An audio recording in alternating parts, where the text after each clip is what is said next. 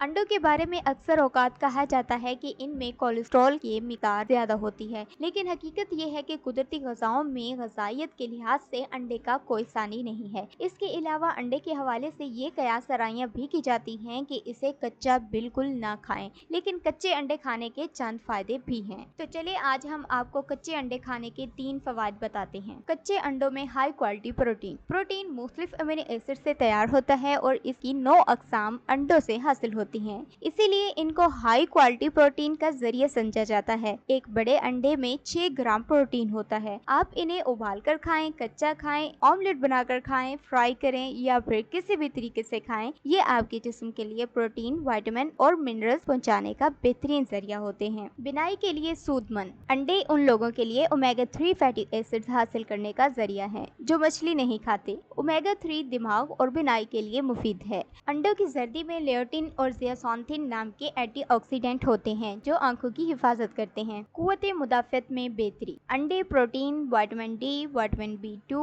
B5, B12, vitamin E, folate, lutein और omega 3 से भरपूर होते हैं। ये तमाम चीजें कुव्वत मुदाफ़त को बढ़ाती हैं जबकि वायरस और बैक्टीरिया के फैलाव को कम करती हैं। वीडियो अच्छी लगे तो वीडियो को लाइक और शेयर जरूर कीजिएगा। दुआ में याद रखिएगा। अल्लाह हाफिज।